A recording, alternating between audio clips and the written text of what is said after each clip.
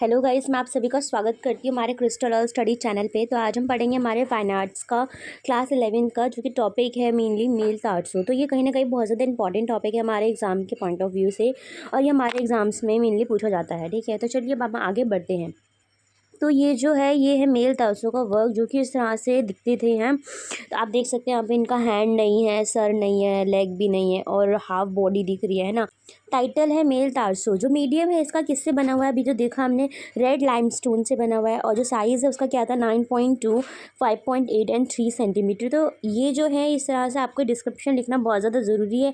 पहले आप टाइटल लिखेंगे, फिर मीडियम, फिर साइज़, फिर सर का मतलब कि पीरियड क्या था 2500 BC, और फिर कलेक्शन की अभी कहाँ पर ये है। ठीक है, तो ये कहीं ना कहीं आप लोगों के लिए इंपॉर्टेंट है। इसके बाद हम बात करते हैं सब्जेक्ट मैटर की। तो जो male torso is important example of prehistoric art.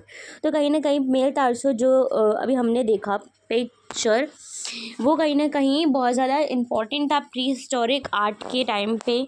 उसका बहुत अच्छा एक एग्जाम्पल रहा है, जो कि डिस्कवर्ड हुआ था during the excavation of the Indus Valley civilisation.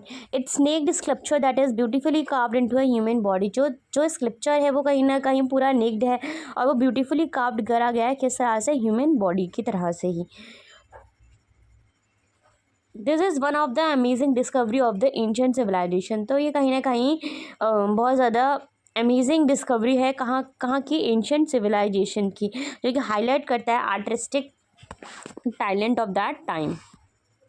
अब हम आगे बात करते हैं डिस्क्रिप्शन की। Indus Valley civilisation is also भी known as Harappan civilisation.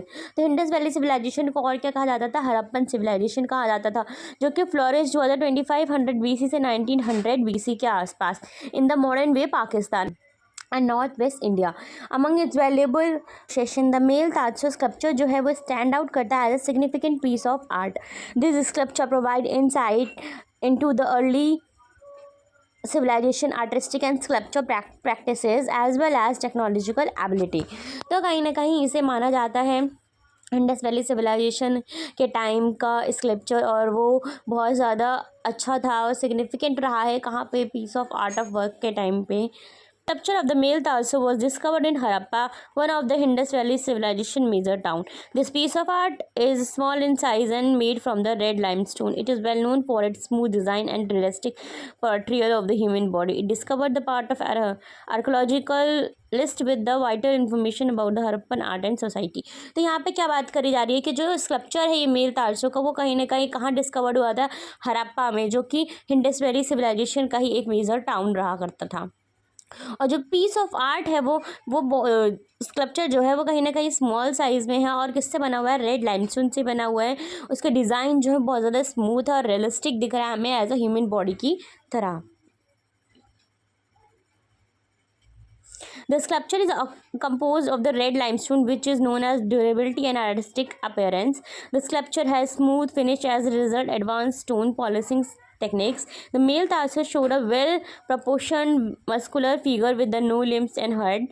The physical characteristics of the body are well depicted in the indicating a deep understanding of the human autonomy. तो यहाँ पे क्या बात करी जा रही है कि जो स्कल्पचर है वो कंपोज कर रहा है रेड लाइमस्टोन से, और उसकी जो ड्यूरेबिलिटी है और आर्टिस्टिक अपीयरेंस से ही वो नोन है। सेकेंड पॉइंट ये बताया जा रहा है कि जो स्कल्पचर है वो कहीं ना कहीं उसकी स्मूथ फिनिशिंग दी गई है उसका अच्छा रिजल्ट लाने के लिए, और स्टोन पॉलिश टेक्निक भी यूज़ करी गई हुई है, जो कि एडवांस्ड है। मेल टार्सो जो है वो शोड करती है तो वेल प्रपोर्शन मस्कुलर फिगर में, जिनके पास कोई हेड नहीं है और ना ही लिम्स हैं।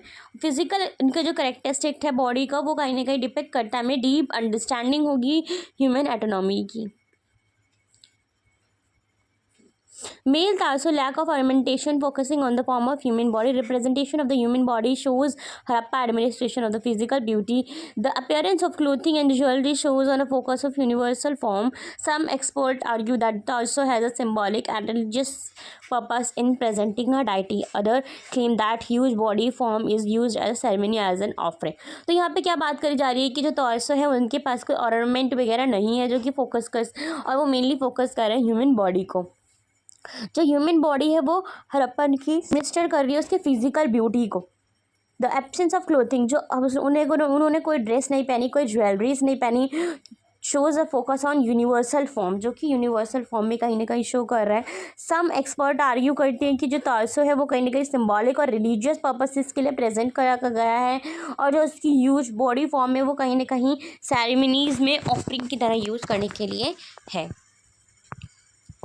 इसके बाद हम बात करते हैं, हाईलाइट करते हैं अपना कंक्लूजन मेल तारसो को लेकर। तो it highlight the importance of naturalism and expanse of human form in the Indus Valley civilization. The sculpture is one of the few human figure sculpture discovered in the Indus Valley. It is an essential element in understanding of the region, culture and artistic history.